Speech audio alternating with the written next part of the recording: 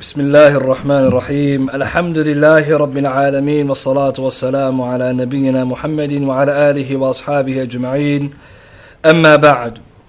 So today we're looking at the chapter whoever denies any of Allah's names and attributes. So this chapter is an important chapter. It is connected to it-Tawheed, because we learned earlier that the scholars, when they divide and they categorize Tawheed, they mentioned that there are three categories of Tawheed.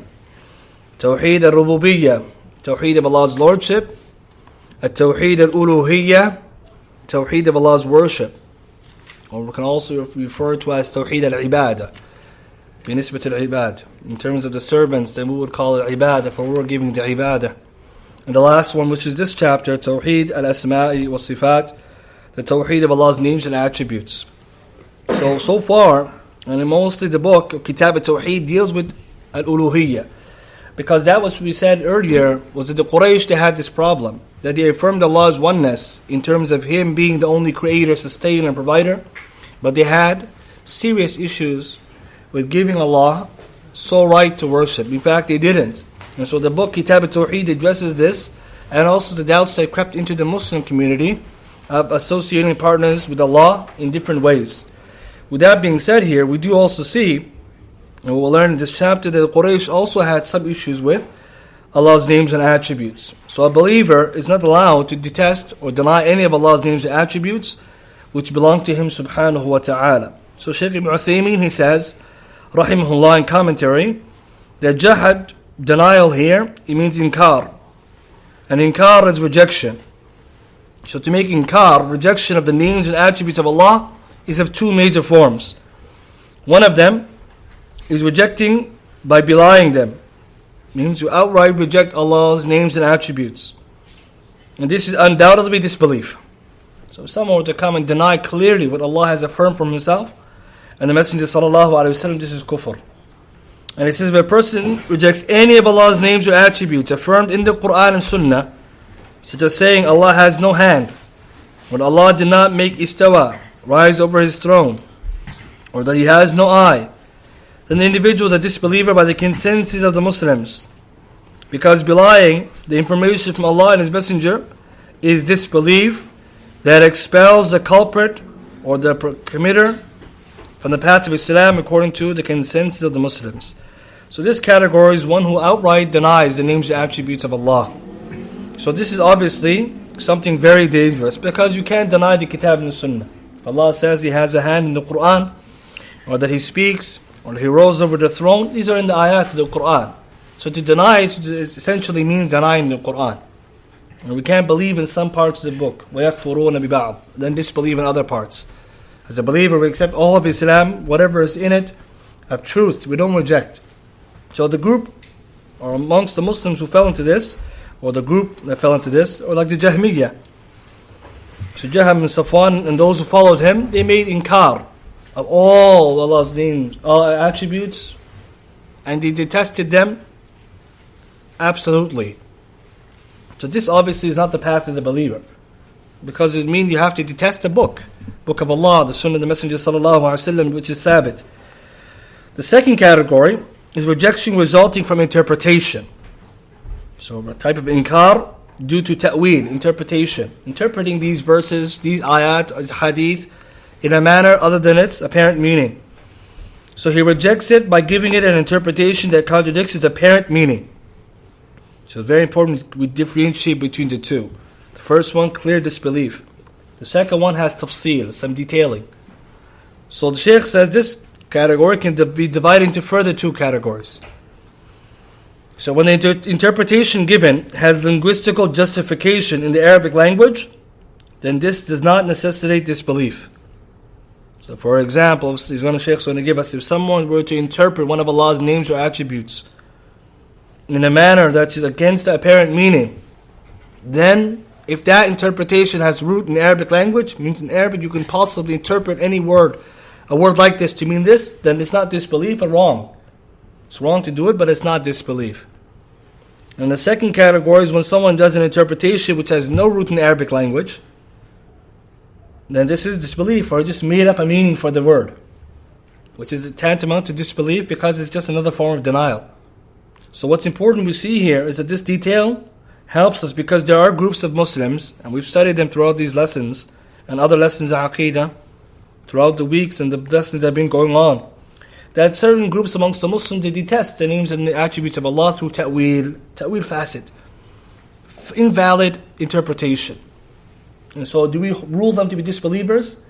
No, because of this disbelief, because of this injustification of Arabic that they use. This ta'wil they have that's wrong and invalid holds back from disbelief.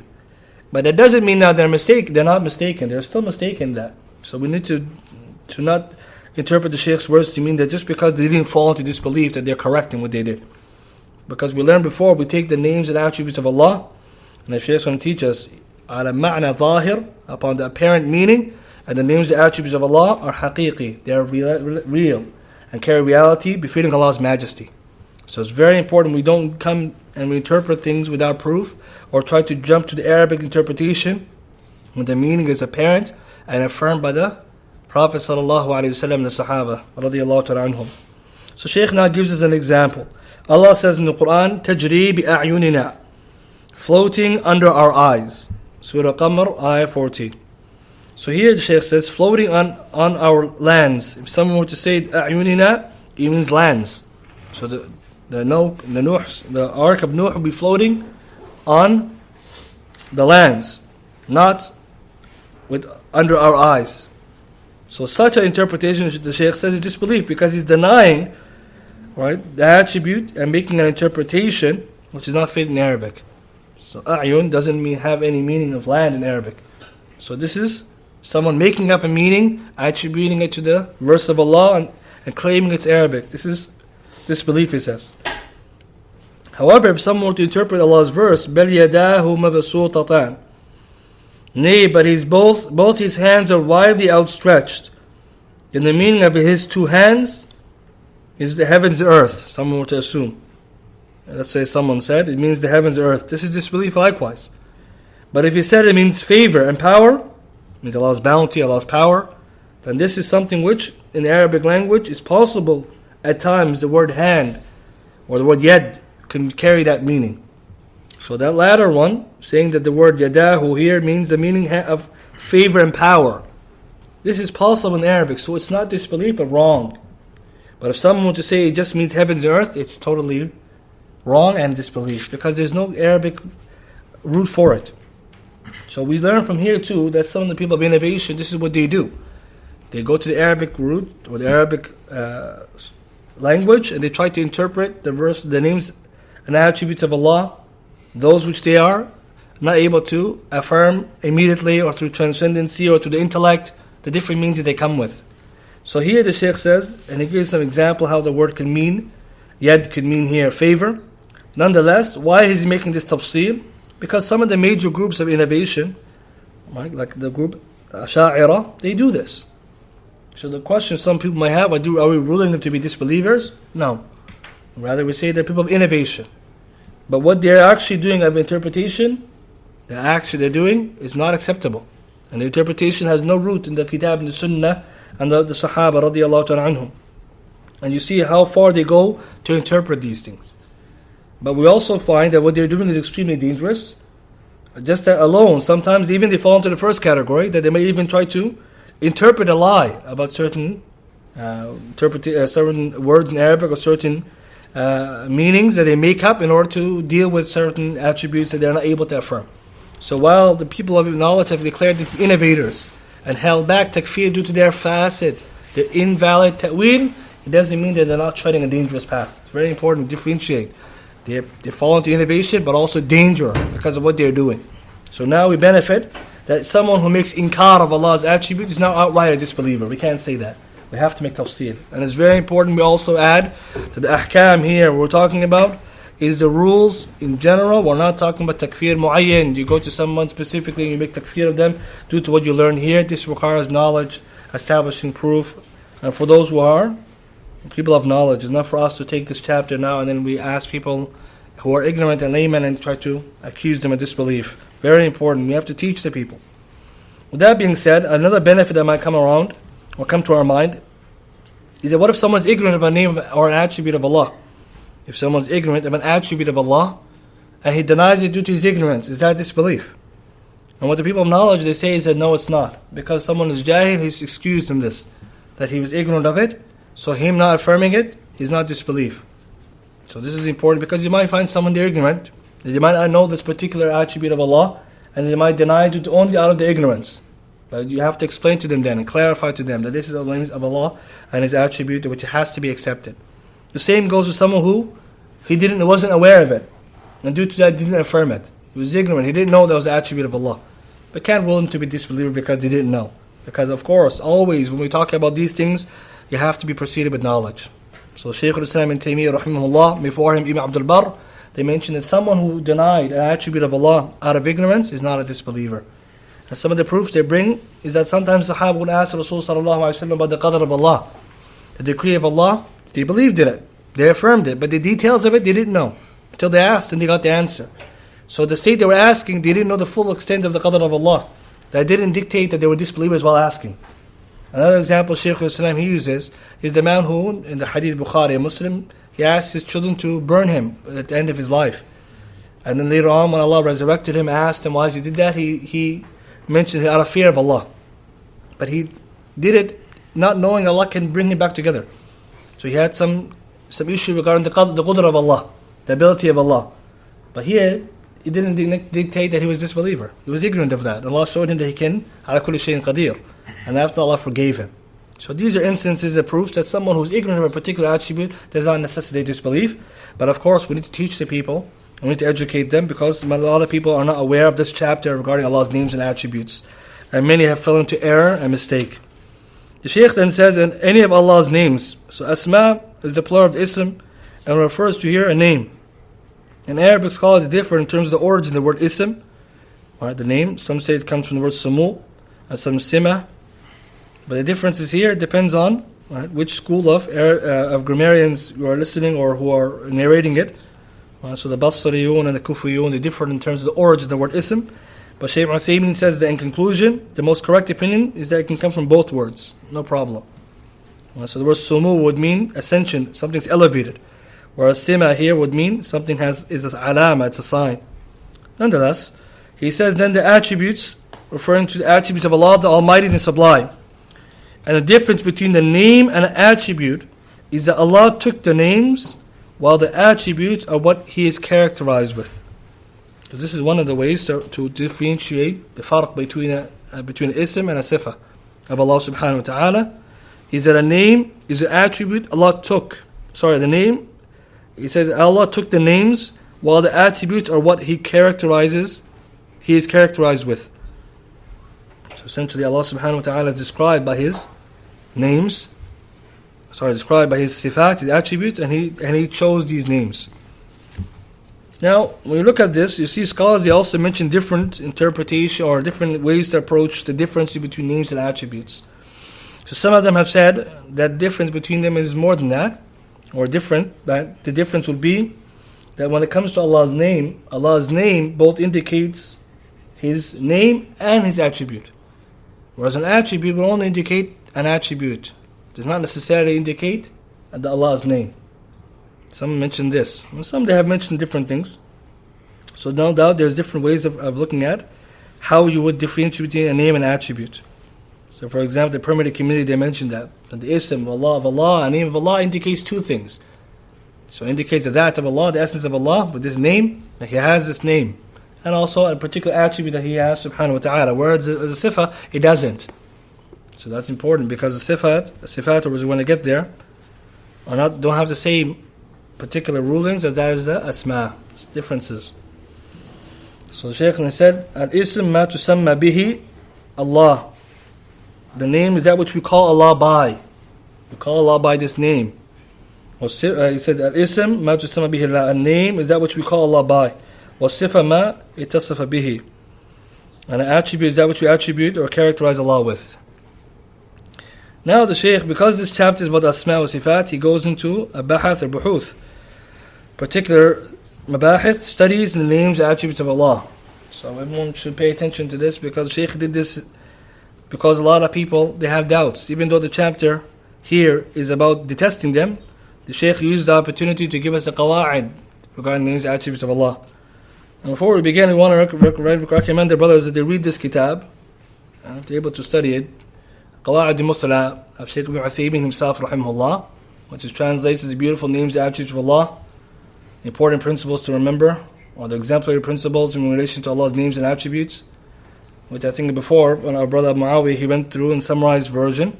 A very good book to have, where the Shaykh, he uses what he mentions here, pretty much he explained here in detail. So it's a summary of this. But this book is invaluable in the study of the names and attributes of Allah for a beginner who knows nothing or who wishes to know with knowledge and proof what Ahlul Sunnah wal Jama'ah say. So it's available in translations, you see. So very important that we return to these kind of books to have something with us, because when he goes into the principles, you probably have more you want to know. So very important that we read this book and we refer to it. Very important. So first principle, first study.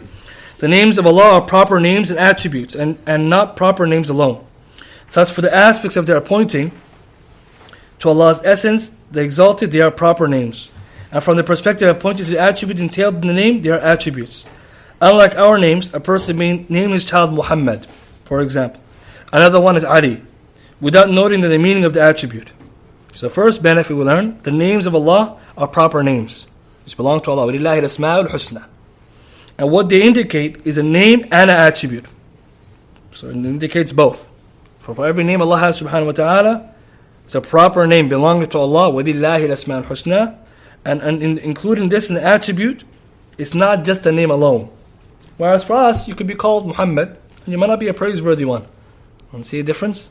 Your name might be Muhammad, that's your proper name. But as the attribute, you might not hold. Right? So that's different between us. Our names, why do we name ourselves these beautiful names? In order to, we can take these characteristics. That's why it's sunnah to give yourself, or the children, the names of the prophets, the messengers, and the righteous, so they can embody their qualities. So they can be like them. But it doesn't mean that they are.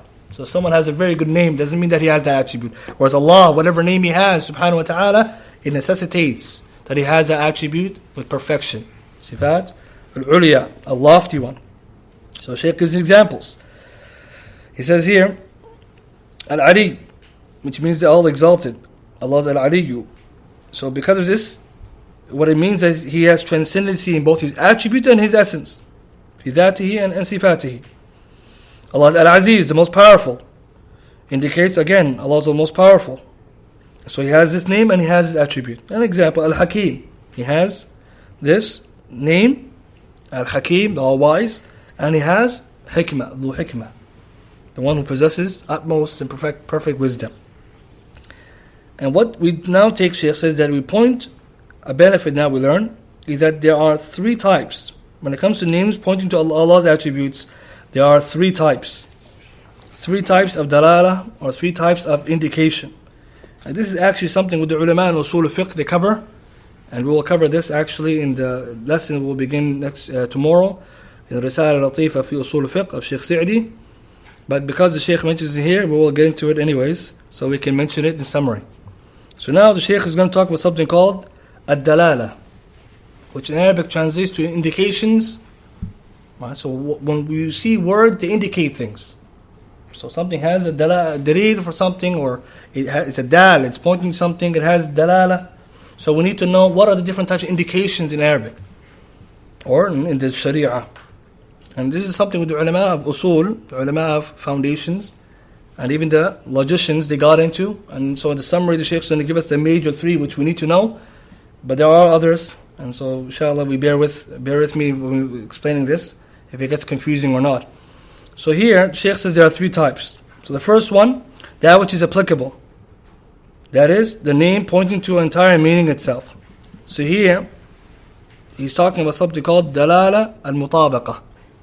So we're going to get into that after. Next, he says another one is called that which is inclusive. That is, pointing to a part of its meaning. Pointing to a part of its meaning. They refer to this as dalala at-tadammun. The last one is that something which is necessitating, that which points to something that's external but it's necessary. They call it dalala al-iltizam. So here now, before we get to Shaykh's example, what does this even mean? So the ulama al-usul, when they discuss this issue, they discuss the issue of dalala, and it helps us in terms of how we derive evidences, but also understanding words and how they carry meaning. So Imam al-Shanqiti, rahimahullah, he mentions in total, the scholars, they come to 6 different types. There are 6 different types. Here's the major 3. We're going to only focus on these 3. The other 6 others we don't need. But he says there's only 6 in total. With the ulama who made study of it, they came to. There's no 7th. So in case there's someone who think there is more, he says there's no more in adab al-bahath wal-munadhara. So here, the first one is called dalala al-mutabaqa.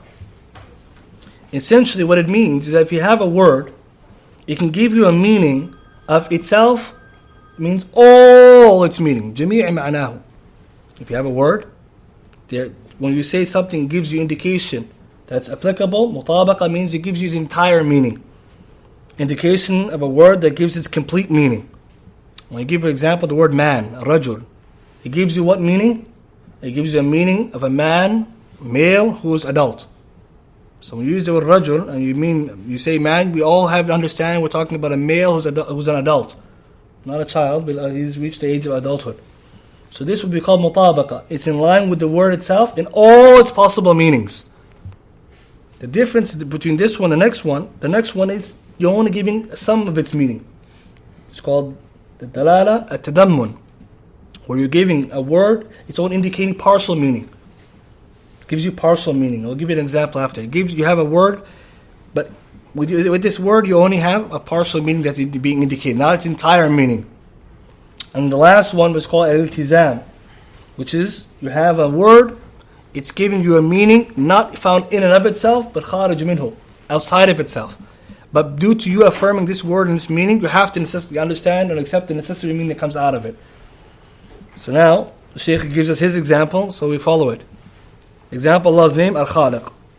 Allah is Al-Khaliq, which means the Creator. So this, it points to the essence of Allah and the attribute of creation. So when you say the word or the name Al-Khaliq, what do we benefit from this? Dalal al-mutabaqa, we benefit that Allah has a name, and the name is Al-Khaliq. And we also benefit from that, Allah has an attribute, which is the sifa of khalq, the ability to create, exclusively for Him. So when you use the word Khaliq, you include all of its meaning. This is mutabaqa, it has every possible meaning that can be contained in it. But then the Shaykh says, if you just are talking about Allah's ability to have or to create, so if I say Al-Khaliq, but now I'm just only going to point to the reference of the issue that Allah is able to create, this is tadammun. So Al-Khaliq is Allah, the Creator. This is His name. What's included in this name is that He has the attribute that is of creation. That's tadammun. It's included within that meaning. And what's an external meaning that comes out of it? That Allah has the attributes of knowledge and ability. Why? Because it says that it's necessary for the one who is a creator that he has ilm and he has qudrah. That's iltizam. So here, this example the Shaykh gives, he gives in Qawa'id al-Muthla and he gives in other lessons again and again and again. He gives this example to show that when you look at a word, it has all these possible indications. A simpler example the Shaykh mentioned, Shaykh al-Uthaymeen, in his Kitab, Sharh Mukhtasar Tahrir. He gives a simple example when he's talking about this. He says, I'll give you the word dar, house or abode. Maybe it's easier to use this example. When you use the word house, you mean house. But what's tadammun? What's included in the meaning of house? That which is inside of a house, like rooms and appliances. So that's included in the meaning. And what would be a necessary meaning that comes out of this word? That this house has to have a builder. So that's iltizam, that's kharij minhu, that's outside of it, external, is necessary. No house comes by itself. So he says if you take the word dar, when you say the word dar, house by itself, you're affirming that this is a house. It's a house, like we all know what a house is. And also, tadammunan, we also affirm that there must be some rooms and some things in the house. Because there's no house except it has this. And it would have to assume necessarily from that there is a builder for the house. This is how this is understood. And so when we get into the Risala al-Latifa, Shaykh al-Sa'di will mention this again. And the ulama mentioned this is agreed upon, these types of dala'il, that they exist to help us understand words and their meaning. And why is it beneficial? Is because when we're looking at this example, here the Shaykh says when it comes to Allah's name, Al-Khaliq, we don't just affirm Allah's name Al-Khaliq. Bil-mutabaqa, we have to affirm Allah's name Al-Khaliq, and He has sifatul khalq. He can create, subhanahu wa ta'ala. And then from that comes the other, which is that He also has knowledge and He also has ability. So inshallah it becomes a little bit clear, even though right, it's not easy in the beginning when you read it, what the Shaykh is intending here. So inshallah, right, the Shaykh saying this is how we understand this. So he says here, we understand the ability by the fact that he created the heavens and earth. We also recognize knowledge from that because creation is necessary by knowledge. So the one who knows not cannot create. How could he create a thing he knows not? So that's by way of iltizam. Another example, some Shaykh gave like Shaykh Rajihi, Tawheed Uluhiyyah and Rububiyyah. So because we're studying Tawheed, so this is your example. Tawheed Uluhiyyah, the Tawheed of worship, Tadammunan includes Tawheed Rububiyyah. It includes the Tawheed of Allah's Lordship. Why? Because the only way someone would worship, when you say worship Allah, you affirm that He's the only one to be worshipped. He's the only one creator. So that's underneath it. But if you turn it around and say Tawheed Rububiyyah, Tawheed Rububiyyah by necessity will lead to Tawheed Al-Uluhiyyah. Iltizam, not by Tadammun. We mentioned this in some lesson long ago, that anyone who affirms Tawheed Al-Rububiyyah, by necessity has to affirm Tawheed Al-Uluhiyyah. So what the Quraysh were doing, right, was the error of the greatest error, that they affirmed Allah as one multiple times, but then they didn't worship Him alone. Right? By Dalal al-Iltizam, it was necessary. Because if you affirm He's the only creator, sustainer, why else would you worship anyone else? It's by necessity you have to. So these things, inshallah, will come around another time, and especially in the Usul al-Fiqh. So if we don't understand it now clearly, we'll get a better understanding of it. The second mabhath, or second issue, is that the names of Allah are synonymous but different.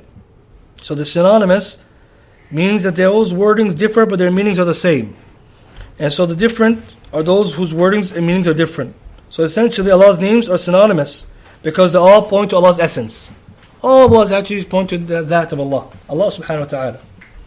But they are different because each one is an attribute that belongs to Him that's different than other. For example, Allah is As-Sami', all hearer. Al-Basir, all seer. Al-Aziz, all powerful, etc. So they're all synonymous because they point to Allah. But where they differ? In giving us different attributes of Allah subhanahu wa ta'ala.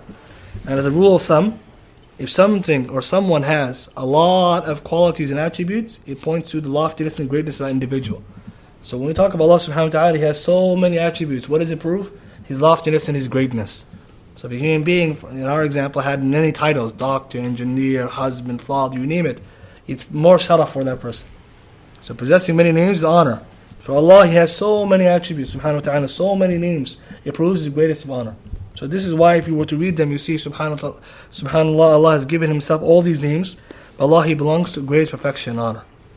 So this is a benefit. They all point to Allah, but they also give us the different attributes of Allah subhanahu wa ta'ala.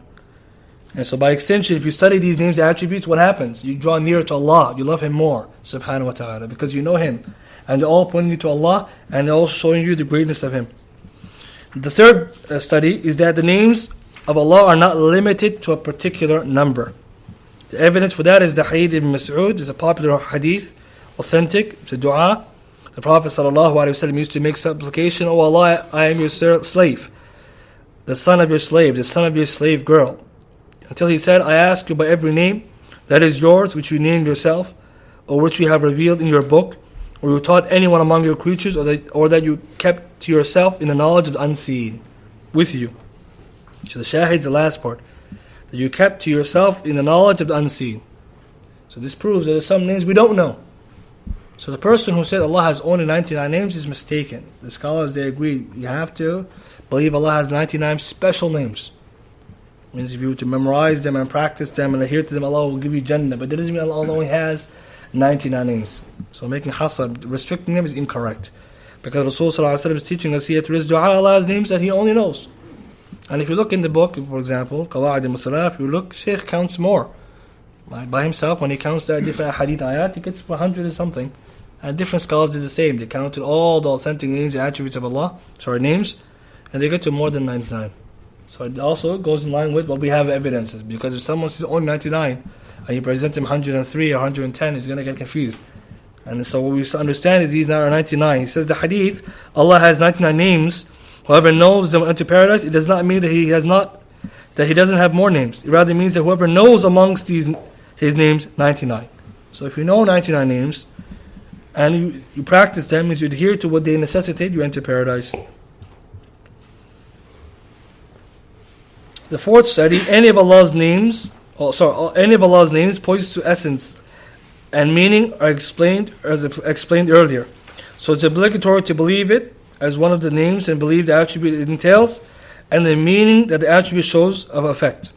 So here now the Shaykh is going to give us that to have a proper understanding of Allah's names and His attributes, you have to understand all of what you need to do. So here he says what's necessary is, number one, you affirm the name. And you also affirm the attribute that is necessitated by that name. And then thirdly, if applicable, the ta'thir, or the effect of that name, if it has an effect. So he gives now an example. Not all attributes have, names have this. So here's an example. As-Sami', Allah's all-hearer. So we have to believe Allah's all-hearing. That's His name. What's the sifa that we have to affirm, the attribute that we have to affirm? That He has sama', that He can hear subhanahu wa ta'ala everything.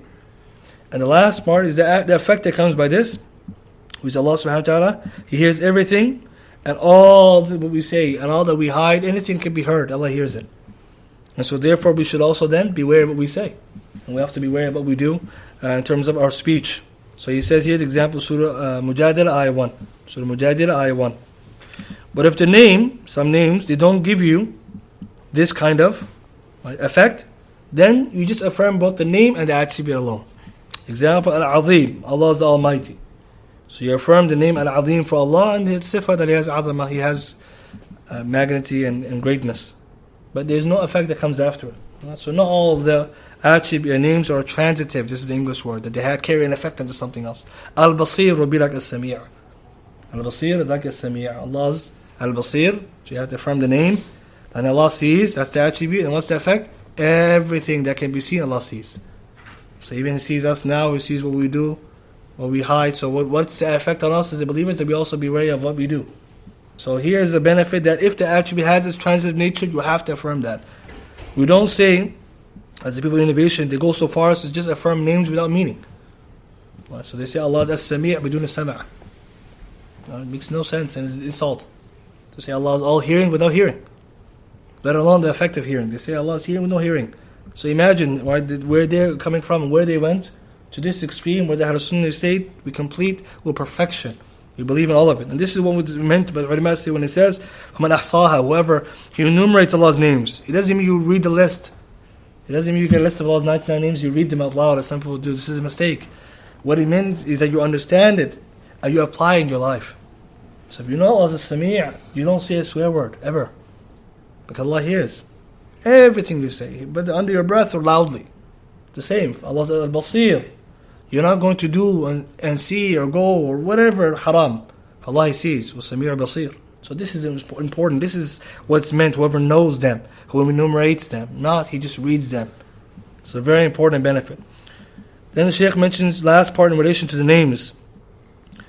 And he says here, and it's a benefit, right? To be honest, in relation to what he already mentioned, sufficing us. But he adds, are Allah's names other than Him, or Allah's names Allah? It's a statement or issue that is a bit complicated if you read it in English.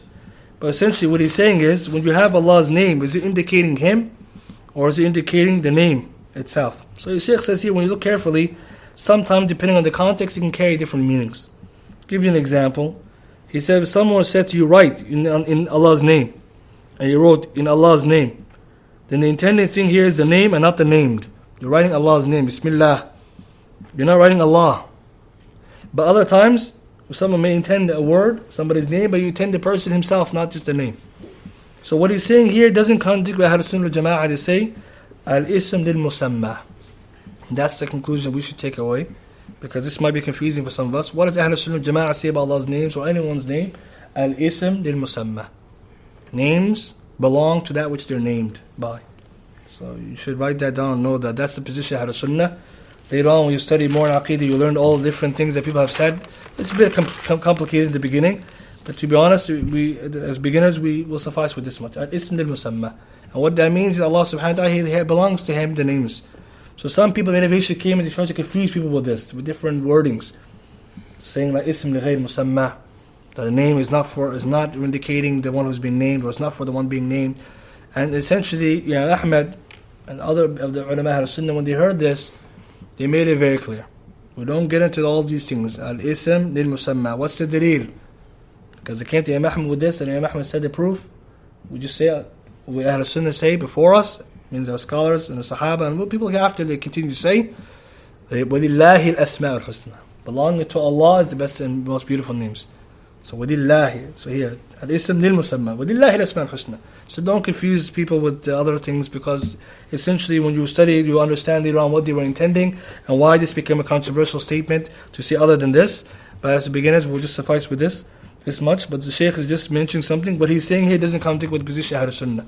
For there's tafsir in here, and he's going with the correct opinion.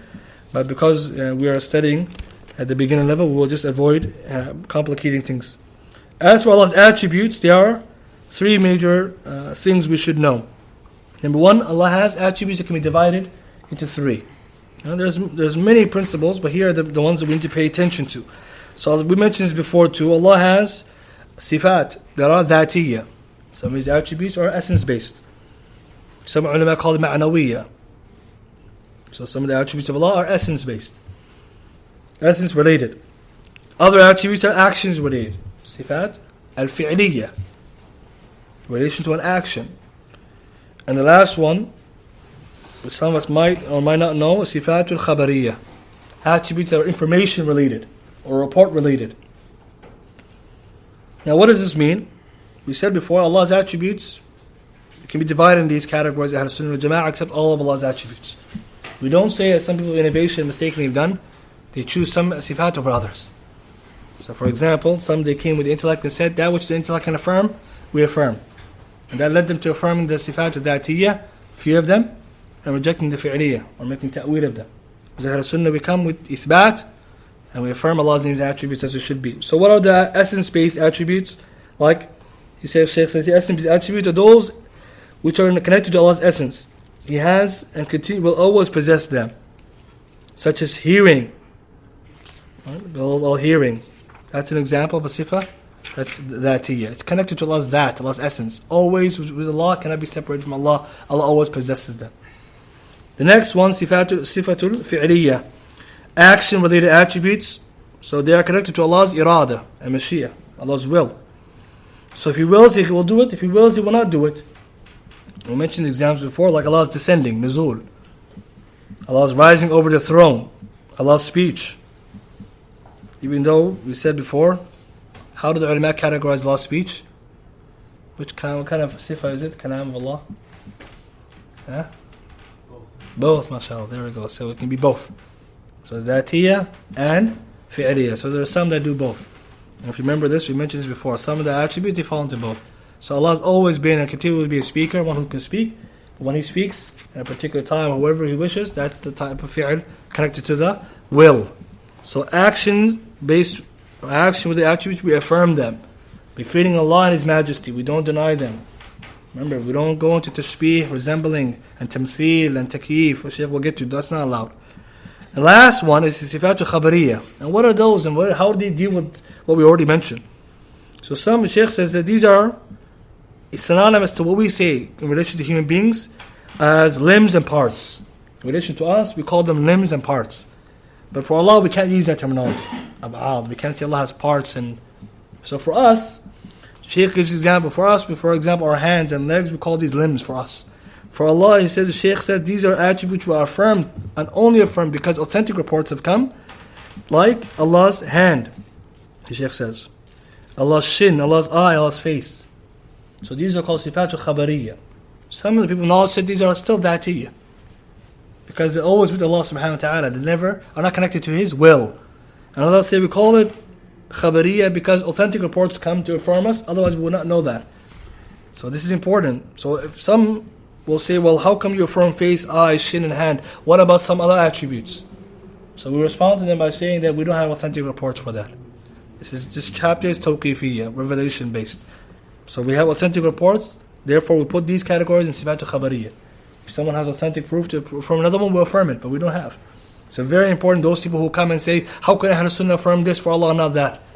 But then how does Allah's names actually reach us? Is it based on our intellect? It's authentic reports. So important that we don't do this, because Sahaba didn't behave like this, nor ask those kind of questions. And a side benefit, Shaykh Ibn Taymiyyah said that the Sahaba never had any ikhtilaf in the sifat of Allah. They affirmed all of them. They didn't differ on them. So it's a benefit as well of some who may rise the issue that it's the issue of khilaf. Or as we're going to get to, it's mutashabihat, brother. We shouldn't get into this. So we say to them that what's affirmed, we affirm. Our sunnah is our position.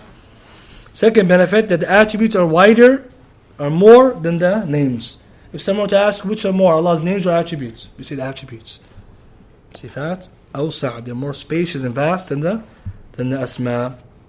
Because how can you have a name of Allah? You have to have authentic report. Whereas the sifat, Allah has the attributes, He tells in the Quran, but He doesn't give a name for it. So we can't say give Allah certain names He didn't have. So very important. That's what the scholars say. The bab of attributes, or the chapter of attributes, is spacious, more spacious. So sometimes you may even hear the term bab al-khabar. Bab al-khabar, it comes to by way of report.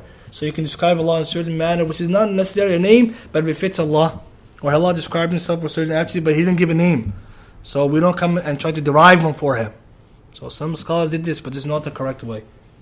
Because otherwise we're getting into then certain confusions. When we start giving Allah certain names that are not befitting. For example, certain charts, when you read them, the 99 names, you have the name Ad-Dar. Allah is the one who harms. Or Wajid, the one who finds. So not authentic. And Allah subhanahu wa ta'ala, He harms and He also provides. But we can't say that this attribute is affirmed, so we give Allah a name. Or Allah gets upset, so we say Al-Qawl. No, this is not befitting. Right, it's very important. So that's why the attributes are more and more spacious than the names. Like Shaykh is mutakallim. Can we call Allah a speaker? No, even though He speaks. Or can we say Allah is murid, the wisher or the wanter? No, we can't. Because again, no proof for that particular name, even though the sifa is established. Next, he says that whatever Allah describes Himself with is in real sense. It's haqiqi. It's affirmed in reality. We don't make ta'weel. We don't do this by just coming and make ta'weel out of nowhere for no reason. Affirm it because it belongs to Allah, and Allah has affirmed it, has given to us. Means you affirm it befitting His majesty. وَلَمْ يَكُنْ لَهُ كُفُوًا أَحَدٌ. So no tamtheel, no comparing Allah and His creation, no takyif, no tamtheel, no asking about the how, no trying to lead to resemblance. Because Allah says, لَيْسَ كَمِثْلِهِ شَيْءٌ وَهُوَ السَّمِيعُ الْبَصِيرُ. So tamtheel, right? The Shaykh keeps going, but we'll summarize, because if you return to that book, he gives you a lot right there, and he mentions more. But we want to mention the next page, the benefit. When we say Allah, we can't ask about the kayf. Why? What is the issue? What is the meaning? It means that we don't know the how. It doesn't mean Allah doesn't have a how of His attributes. So very important. When we say bila kayf, it doesn't mean there's no how. It's not known to us. The how is not known to us. So we should note that. For someone may ask, what do you mean bila kayf? So Shaykh says, whether how was stated, he says here, the Shaykh, how cannot be comprehended. He says, it's not permissible to ask the how of Allah's attributes. Whoever asks the how of any of the attributes of Allah is either a wrongdoer or a liar. And the Shaykh says here, it doesn't mean that Allah doesn't have. He said, it does not mean that we should not believe it has a how. Allah's attributes have a particular mannerism, but we don't have knowledge of it. And he gives the proof, the Shaykh says, of Imam Malik, when he was asked, how did Allah ascend over the throne? He said that the how is known, is unknown. How is unknown. But the belief in it is wajib, and the sifa is known. So we know Allah has ascended. We know we have to believe in it, but how, we don't know, because Allah didn't tell us. And the Shaykh says here, then this is asking about it, then it becomes the innovation. Because you're asking about that knowledge which you don't have. So it's very important here that when someone asks, what do you mean without howness? Means we don't know the howness. We don't have the knowledge of it. But Allah has a mannerism to His attributes. Another benefit, the Shaykh says that we should not try to describe or try to attribute a how to Allah's attributes, whether in our mind, right, imagination, with our pen, or with our tongue. So even the important, we don't visualize and try to envision Allah in our heart. It's not befitting. You cannot do this, right? It's important. And we're not also supposed to try to do that. So this is something that is also considered the how. Try to envision Allah in your heart. Then the Shaykh benefits us with one last thing on this issue, which is that even some things in the dunya, we don't know necessarily the how of it until certain proofs come to us. So he says, for example, if someone says, how is it imaginable that you believe in a thing to have a how, but we don't know how the how is? How can you believe in something when you don't know the howness of it, the mannerism of it? He said, I respond by saying, it's very conceivable. One of us may imagine that there's a palace. It has an inside, right? Inside the palace it has something. But he will not know the form until he sees it or something like it, right? So either he sees himself, or he sees something that's similar to it, so he gets an idea of what it's like, or someone who truthfully came to him and said, I was inside there, and this is how it looks. So even in the dunya, there's certain things we don't know the howness of it until it comes to us. But in this chapter, did we see Allah? No. Did we have proof of this from Rasulullah? No, we didn't report it. Sahaba didn't report the howness. And likewise, is there comparison for Allah? No. Therefore, it's closed, this door.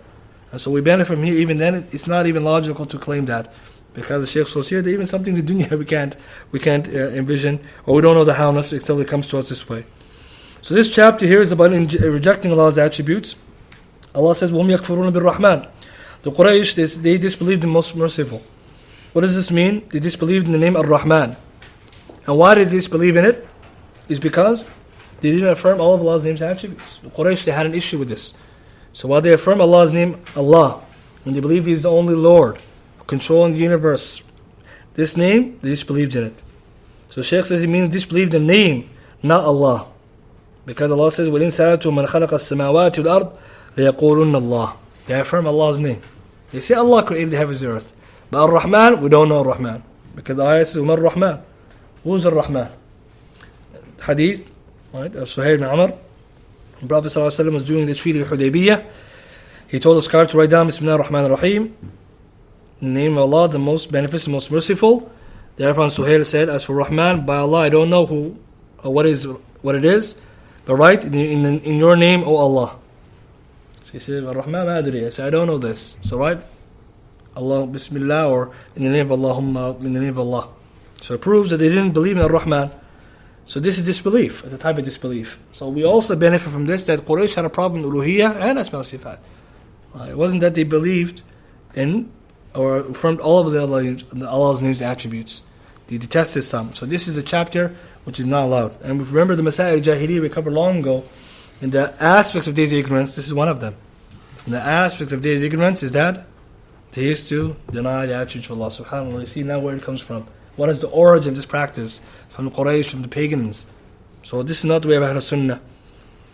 Likewise, he says, Allah says, قُلِ ادْعُوا اللَّهَ أَوْ ادْعُوا الرَّحْمَنَ أَيَّمَا تَدْعُوا فَلَهُ الْأَسْمَاءُ الْحُسْنَى. Refer to Him as Allah, or invoke Allah, or invoke the most beneficent. For Him belongs the best names. Means if you use either of the names, you're referring to Allah. So it's a benefit as well. Allah subhanahu wa ta'ala has many beautiful names and attributes. We have to affirm all of them.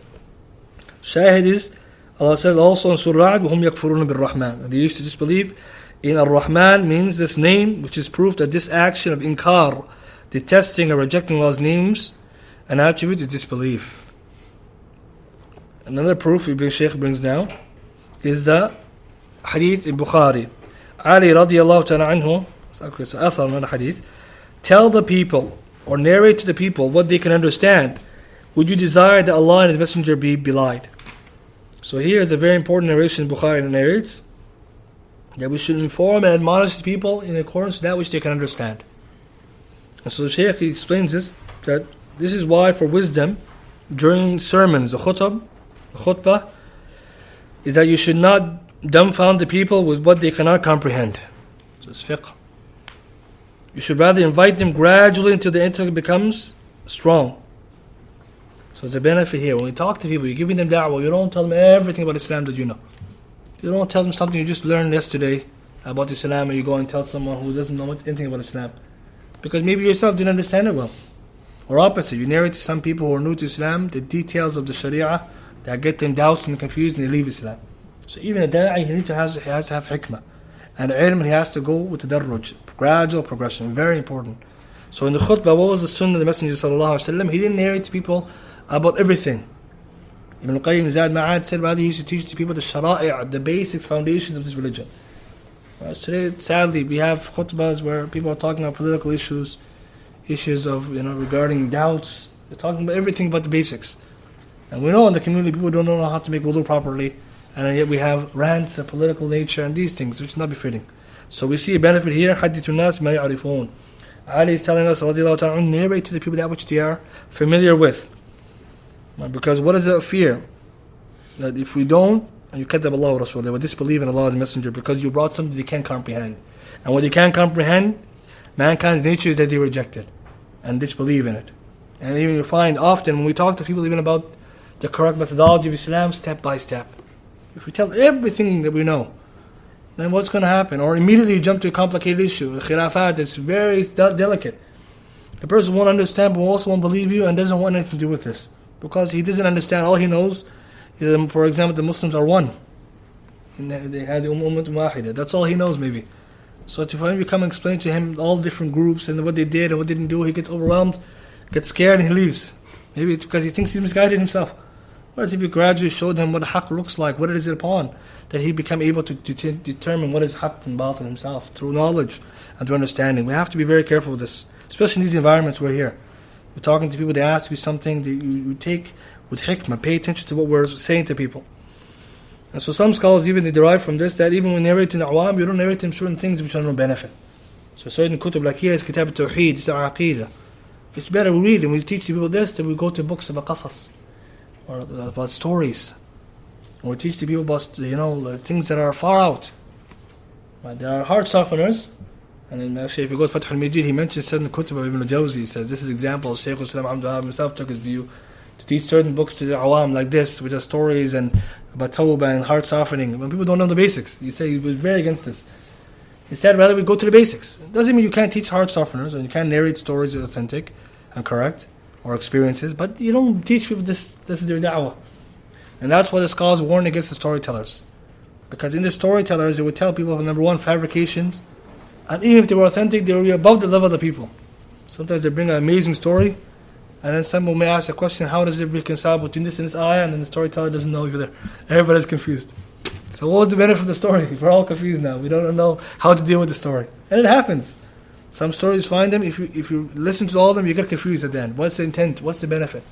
So even then they were warned against that the person who tells stories, as it comes one hadith is Hassan, لا يقص, no one is allowed to be permitted to tell people stories at a public level, إلا أمير, except for the ruler, or ma'mur, or one who's ordered by them to do it. It's ordered to close the doors against the storytellers. And some scholars even author books refuting them, and that this is a criticized term to be a storyteller. And sadly today again there are people who are famous amongst the du'at or on YouTube who are only storytellers. Teaching the people things which in reality if they collect all the stories maybe they don't know anymore what's happened about them because they don't have asas. And we didn't teach them. We tell them stories and stories they don't always add up. They don't always come to authenticity or even reconciliation. So this narration Ali should be always something we should try to memorize and keep with us always. When we're doing da'wah, when we're talking to people in the back of our mind. If I'm narrating, I'm teaching someone, I'm explaining something to someone, can he understand it? Is he at the level where he can bear this? Or otherwise, I leave it off at that which is more important. The last hadith or narration the Shaykh brings in this chapter is the narration Abdul Razak reports in his Musannaf authentically to Ibn Abbas that Ibn Abbas he saw a man shivering when he heard a narration from the Prophet ﷺ about Allah's attributes out of disgust for that. Then Ibn Abbas said, what is the fear of those people? They accept the clear-cut reports or ayat or rule or texts and they get destroyed at those that are not entirely clear. So the benefit from this narration, which is authentic, is that when certain people, when they hear the attributes of Allah, they might have with them some doubt. How can I affirm for Allah this? They don't know that when Allah narrates, He's telling the truth and it's authentic in the hadith, we have to accept, wajib. And also we always go back to the principle, وَلَمْ يَكُنْ لَهُ كُفُوًا أَحَدٌ, nothing is like Allah subhanahu wa ta'ala, so we should not make tashbih or anything in our mind. So certain people, when they hear the attributes of Allah, they become unsettled. They think it's a mutashabih, it's an ambiguous verse or text. Or they hear something else clear-cut, they feel at ease. So Ibn Abbas, he said that what's wrong with such people? They find riqqa, like some kind of leniency, when they hear muhkamihi, the clear-cut verses of the religion. وَيَحْرِقُونَ عِنْدَ مُتَشَابِهِ, when they hear the mutashabihat, they get unsettled and become destroyed because they deny it. And we know the nature of people, and when they don't know something, if someone doesn't know anything about something, what is he going to do? عَادَاهُ, he would immediately have enmity towards it because he doesn't know it. I don't accept it, I feel uncomfortable. So the shahid behind this is that Ibn Abbas is disciplining such behavior. That the Salaf, when they heard a hadith about sifat, they didn't become unsettled. They didn't become shaky, get up and leave. They understood what these meant. Affirm it in the way that came, with befitting Allah's majesty. It's Allah. We're not talking about creation. So they understood, they felt comfortable. Some of the narrations even come, some of the Salaf like Waqi' ibn Jarrah would narrate the hadith, and some of the Awam or man become unsettled. And he got angry. He said, Sufyan used to narrate these and A'mash, but they never become unsettled like you. And these are imma. They were calm. They understood. But some people, they might find this unclear. So the shahid we take from this is that this is not the way of Ahlul Sunnah. Another benefit also is that it doesn't mean that the sifat are mutashabih. Some people may come and say, therefore, brother, we shouldn't narrate these kind of things. Some people are of the opinion you don't talk about sifat at all. It's mutashabih. Because Ibn Abbas said, وَيَهَلِكُونَ عِنْدَ مُتَشَابِهِ. They become destroyed in the mutashabihat. When there's unclear or ambiguous verses. Does that mean Allah's attributes are ambiguous? Shaykh Rahman Shaykh Fath Majid said, no. Allah's attributes are not mutashabih. So let it be known, because some people will come to you and say, brother, it's mutashabih. Tell the people muhkam, something clear cut. And what do you mean by that? Don't get into that chapter. Because their own aqeedah is not correct. Their own aqeedah is not correct. So what we tell them is, no, it's not. What is intended by this, for this person in particular, is for him mutashabih. But according to Islam, it's not. There are certain things are mutashabih in the awam or in the nas. Some people, they have this initial ambiguity. But the people of knowledge is clear. So it's important. And then there are other things amongst the sifat which are mutashabih to all of us, unclear. Like Allah's kayfiyya, the hows and attributes. No one knows except for Allah. So when we look at Surah Al-Imran, what does Allah tell us in there? Surah Al-Imran, what does Allah say when the people who come with the ta'weed? What do people of knowledge they do? They affirm what Allah subhanahu wa ta'ala affirm, all of it. Allah has the knowledge of it. But there are certain things that refer back to Allah because some of it's mutashabih, like this case, the kayfiyya. We don't know. No one come to you and tell you, I'll tell you about the kayfiyya of Allah's attributes. You can't. But as for the other things, they're not. For example, Allah Ar-Rahman, it's not mutashabih.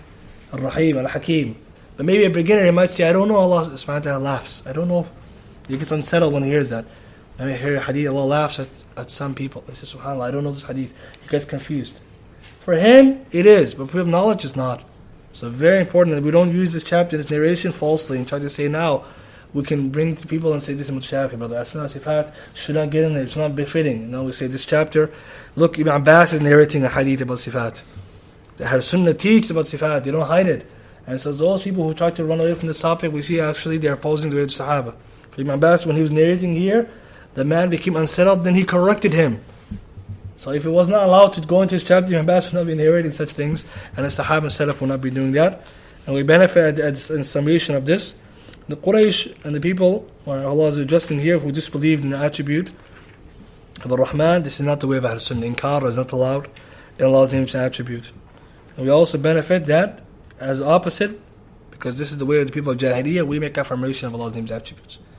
And we mentioned that in the lessons as well. Whatever is part of the way of the people of Jahiliyyah, Islam comes to oppose that by coming with the opposite of it. So if they made inkar of Allah's names and attributes, what does Ahlul Sunnah Jama'ah, what does the people of Haqq and Deen do? They affirm Allah's names and attributes befitting His Majesty as Allah wishes us to. That's the Haqq. So this is the sum of this chapter. I know it was a little bit longer than the usual chapters, but the Shaykh went into some of those issues about names and attributes, and we refer the brothers for more detail to the Kitab, Al-Qawl Al-Mufeed, to read it in English, and hopefully later it will be explained by brother Shaykh, maybe we'll do it, or someone to teach us this, because this work is very valuable. It's very valuable, and it's important that everyone has that kind of basis, such that he's not confused about Allah's names, al-Tawheed. Inshallah, we'll end with this much. If anyone has any questions or something they want to add or to... Yes? What was the two, the origin of the name Ism? You said two... So the Shaykh says here that one of the origin is from the word sumu, which would mean elevated, or something to be ascended. Another one is sima, which would mean like al-alama, a sign. Both of them are correct. At the end, you can argue both. Yes. Allah subhanahu wa ta'ala says, tajri bi ayunina, like, is there a ta'bid for it or not? Ahlul Sunnah wal Jama'ah, they say here referring to Allah subhanahu wa ta'ala's eyes. So Allah has eyes befitting His Majesty, it's haqiqi. Also, one more thing, what's your ruling of like giving a name to a newborn child from the names of Allah and attributes, and like something that comes from Him, like ruh? There are certain names of Allah subhanahu wa ta'ala that can be shared with the creation if it's a meaning befitting human beings in their sense, and of course befitting Allah in the most complete sense. So for example, Allah's al-Hakim, alif with alif lam here, that Allah is all wise. Some may be called Hakim, just wise. Luqman Hakim, the nickname. So this is different. Certain attributes they can be, but others they cannot. So for example, Rahman, you can't. Oh, this is not befitting, right? Or some may say Al-Ilah. These are not names someone can share in it. So if someone who is checking giving names to children, he has to do a thorough search. Number one, he should look for the meaning of what he's naming with, and see if it's some of the khasa'is, the special things that belong to Allah.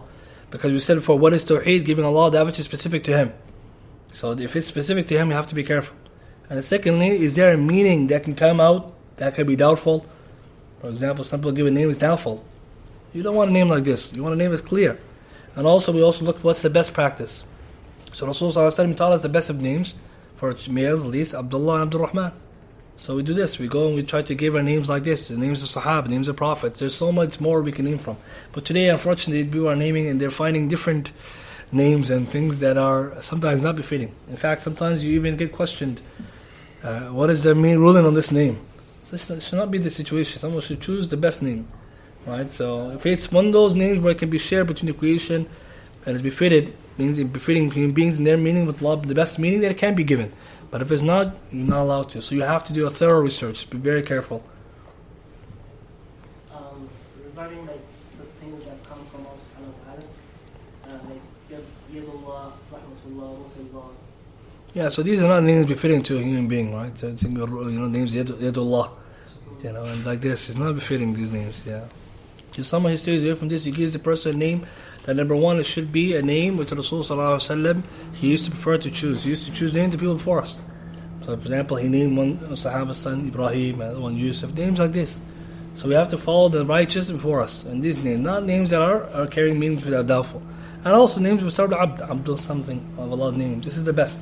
Alright, so very be careful. We will all caution heavily from those kind of names that are very doubtful. And some of them maybe outright not allowed, absolutely. Wallahu a'lam, yeah. Some of those who say 99 names for Allah, they say that, for example, 81 in the Quran and 18 in the Sunnah. Is that correct? Such number, I don't know of any proof to say that there's 81 in the Quran alone that we take and 18 in the Sunnah. Because if you count in the Quran, you find more than 90. For example, and in the Hadith, you might find other. Right? So it's not in such. Like we said, if you memorize just 99, any 99 means established from Allah, that you can fall into the hadith. Because also the narration that comes in Tirmidhi listing all names is also not authentic. So we benefit any authentic 99 names, and we recommend people to read from the books where the scholars collected them to memorize those. But to say from here 80, we need a proof. Allah, I don't have any proof for such things, yeah. What about some of the names that are, some of the scholars do have like a difference of opinion on? Some of the scholars, they say that name is not authentic name. Would you still study that name and try to? That's the thing. There are certain names which the scholars differ over the authenticity of the narration. So same, it goes back to like anything we differ on. You take that what you believe to be more correct after studying it. But obviously to stay away from that, the differing is safer. For again, you're naming someone who will carry this name for the rest of their life. You don't want to base it down on a khilaf or something like this. It's not the befitting.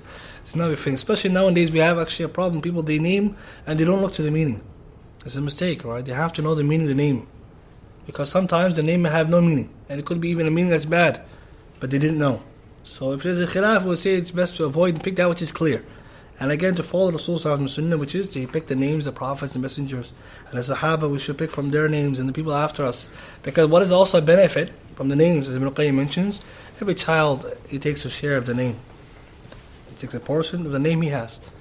So he should always try our best to pick a most befitting name of someone who can look up to, but also he can share in that quality. This is the best. Because the things that like this khilaf, you don't want to, rest your name on a khilaf. It's not the best thing. It's not the way. Allah Alam. Another way, question that people do with spreading many names. Is there like any way of memorizing it? Like some of them have like songs and memorizing it, or in Islamic school they have different methods of teaching it. Is there a way to go about it? We don't know of terms of Allah, and I don't know of any authentic manner in which the Sahaba used to memorize it. But these anashid that they do, we don't advise them. Allah, the nasheed, first of all, it involves the khilaf in terms of what a particular authentic nasheed really is. Some of them have music instruments, sound effects. It's not even befitting. And along with that, they might have meanings which are not established. So some they do this. This is how the kids they learn, through only these songs. But afterwards, to take the list and to read them and to memorize them, the meaning, and have understanding of it little by little is way better than to memorize this and to read it quickly. Because this is what they do. They read it and they only can read it in the song version. Like if you were to ask him about the name, if he has to read like this the whole thing, or he can only remember this way, it's not befitting. At the same time, you also see it's teaching them the wrong way to learn things through an-nashid, where they can learn through manzumat, poems, or they can learn from the text itself. And so the best is to teach them a little bit, maybe 5-10 names, and ask them meaning. What's the meaning of it? What's the meaning of it? And so alhamdulillah, there are books. Shaykh Sa'di, for example, has a book with 99 names of Allah. Shaykh al-Uthaymeen here, many have been collected, so it's easier now. Whereas this method is not befitting. It attaches them to these anashid, which are not the way of Ahl Sunnah to teach and to propagate. It's become now a big fitna, subhanAllah. Confidence down with Shadid al-Iqab and the likes, are they considered as ism or a sifa? Some of the scholars, they mentioned those kind can be like an ism. You put it together, but it's not by itself. So some mention this, right? If you go Qawa'id Mutlaq, he lists them as a separate. And some say that they just may be ascribing Allah subhanahu wa ta'ala, not necessarily a name. So some have different say you can actually put all of them by it as a sentence is a name. But if you look carefully, you see that that's why when they list all the names, they put them as after. So it can be said that, yeah. Right? So this is how some ulama they approach this.